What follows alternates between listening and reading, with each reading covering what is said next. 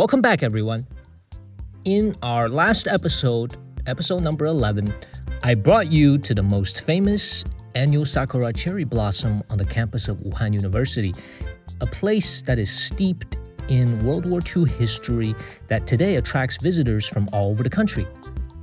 It was like a pilgrimage for me to make it to the city of Wuhan on a really cold and misty week in March, just in time for the peak blossom. And what with the fascinating history, it was well worth the journey, and I really hope you enjoyed watching.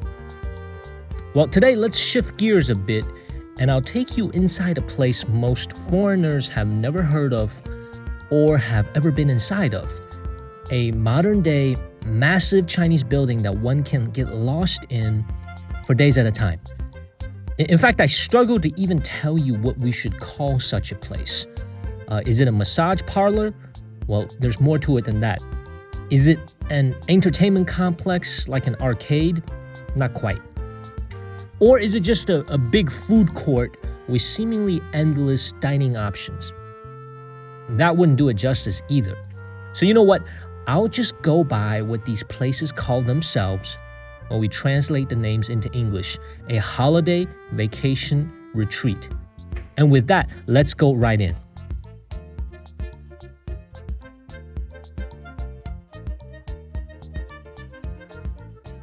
Given how large these places are, usually the top ones are 3 to 5 stories tall, covering tens of thousands of square feet.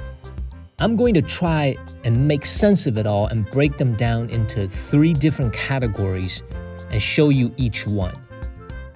Let's call the first category relaxation spa. Simple enough, right? And it's also the main revenue driver for these places. People come here to relax and get massages first and foremost.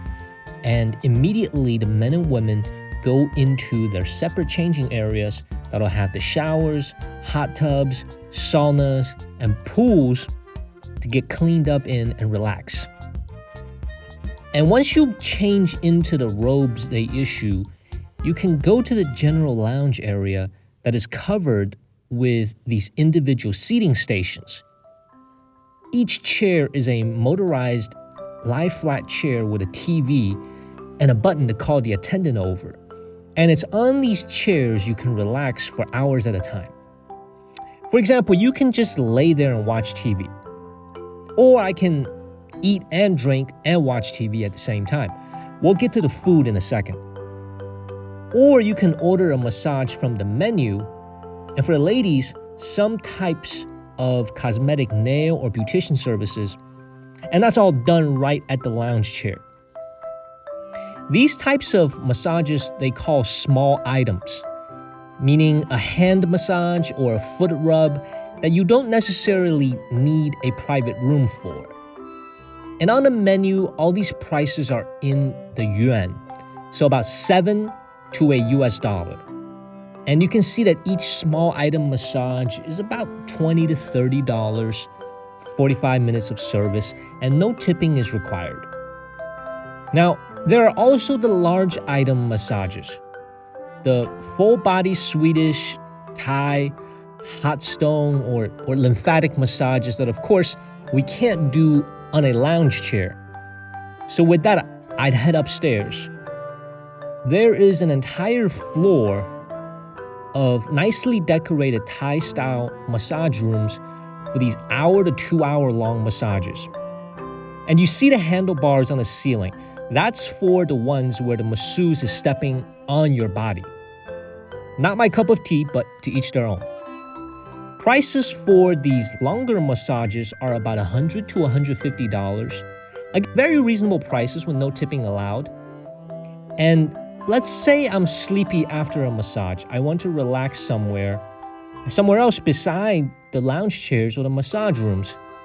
There are these what I call spaces for everyone to get lost in. I could pop into the movie theater and watch a movie. I could sleep in these Japanese capsule hotel-like rooms where the mat was hard as a rock. Perhaps that explains why they were empty.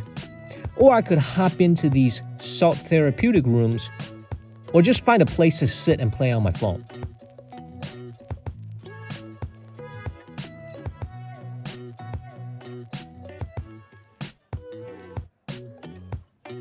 The second category, I'll call it eat and drink till you drop. Let's start with the free stuff. So once I make my way in here, and let's say I stay for 6 hours, there is a wet bar where the first drink is free. And everything you see here is included in the entry. So unlimited soft drinks, all types of fruits, mostly imported fruits like these coconuts from Thailand. They're all unlimited. Have as much as I want. And this is where things get a bit dicey for my waistline. Unlimited Haagen-Dazs ice cream in different flavors. So I gotta be really careful here and not get carried away. And for a formal sit-down lunch or dinner, I can go into the general seating area or into a private VIP room to order from the menu.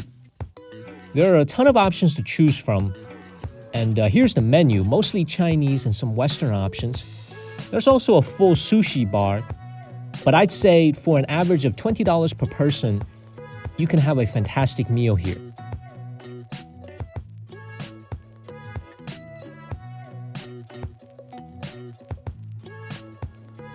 The last category, let me call it nonstop entertainment.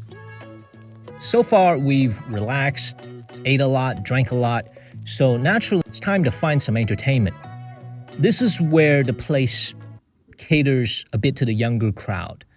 There are these virtual reality 4D machines that you can try along with other arcade games, or I can hop on one of these TV stations that is equipped with an Xbox and a PlayStation along with its own set of games. I have to rent the time on here, so about $8 an hour to play. And there are more games from what you'd find in an arcade to this really serious looking game room with some very sophisticated looking machines. It's a really nice job on the decoration.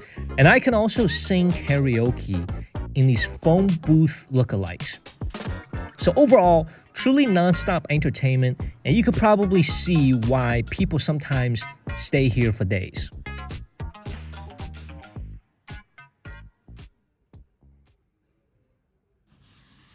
Okay, so you're probably wondering what is the overall cost structure, cost of entry, how much is a typical visit? It's really simple. There's a $70 minimum spend for every 24 hours of stay, or about $40 minimum spend if I only stay for 6 hours. And that'll include all the complimentary drinks and snacks and access to the spa features. Let's call that an entry fee.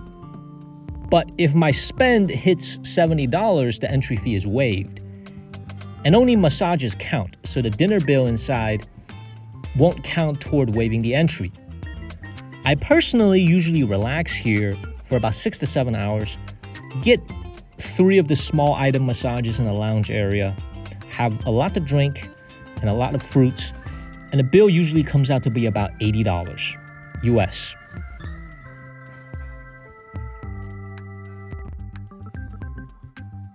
So I hope you've enjoyed this video.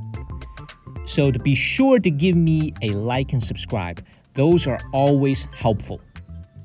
I live a pretty dope life here, and I'll keep taking you around to these cool places we typically wouldn't see elsewhere. Today was one such place. In the next episode, we're going into a really fantastic museum in Hubei province, the flagship institution for the province with some absolutely national treasure level goodies in there, like things Nicolas Cage will go crazy for in the National Treasure movies, including perhaps the most famous sword in China, one once belonging to a king. Notice I didn't use the word emperor. And this sword has miraculously stayed rust-free and sharp for 2,000 years. Look at the line to see this sword. Anyway, I'll see you there.